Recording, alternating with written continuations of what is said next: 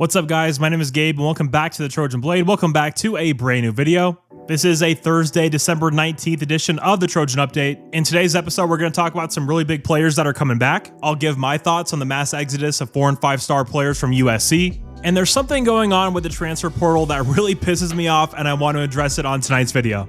But guys, of course, if you are enjoying all the content, please do leave a like and subscribe to the channel if you haven't already. Thank you guys so much for being here tonight. Now let's get into this.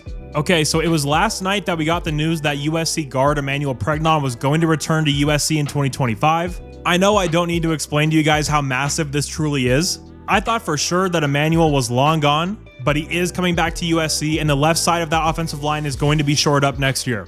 Elijah Page and Emmanuel Pregnon give you a very good base to build around. Obviously, massive amounts of uncertainty around that, but having those two guys there is a very solid starting point. Pregnon is truly a guy that's built for the Big Ten. His superhuman strength, his athleticism, and his ability to pull. He fits what we do very, very well.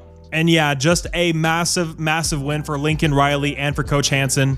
Outside of maybe a superstar quarterback, there's no one in the transfer portal that we could have brought in that I'd be more excited about than Emmanuel Pregnon. And then it was today we got the news that USC safety Kamari Ramsey was coming back to school as well. Now, Kamari was only a redshirt sophomore this year, but there were a lot of mock drafts that had him going second round, third round. And I have no idea if this is how it works. This is just some speculation on my part. But if we decided to take money away from guys like Zachariah Branch, like Zion Branch, like Deuce Robinson, and apply that into retaining guys like Emmanuel Pregnon and Kamari Ramsey, that's a massive win in my opinion. I would have done it the exact same way if that is how it happened. It was sort of an up and down year for Kamari. He did have that one mental gaffe against Michigan. And then after he picked up that injury, I thought he was just a little bit up and down. But man, his performance against Wisconsin, his performance against Penn State, and his performance against UCLA, I thought were extraordinary.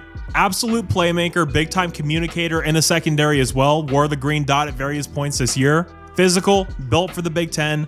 A massive, massive piece to return to D'Anton Lynn's defense next year. Now, next up, I'm sure you've all seen the stat out there that 9 of the 12 top 100 recruits to sign with Lincoln Riley have transferred out.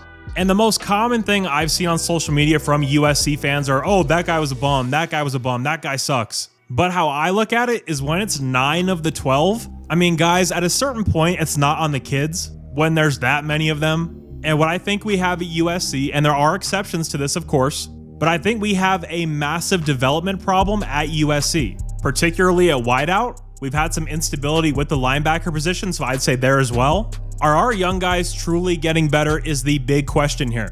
Obviously, we have a new defensive staff, so time will tell there. But guys, we're going into year 4 under Lincoln Riley. Year 4, again, with 9 of 12 top 100 recruits leaving. I mean, guys, just take a look around the country at schools that are competing for national titles. Is this how they operate? Is this how it looks? The answer to that is no. Not in year 4.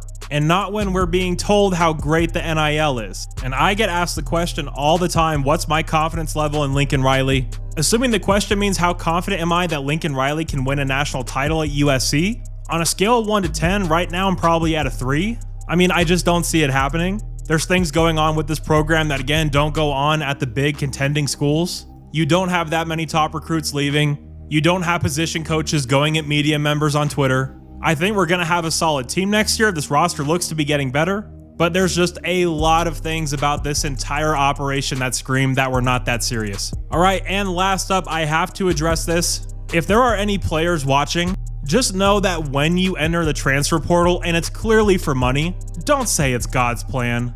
Don't tell us to respect your decision.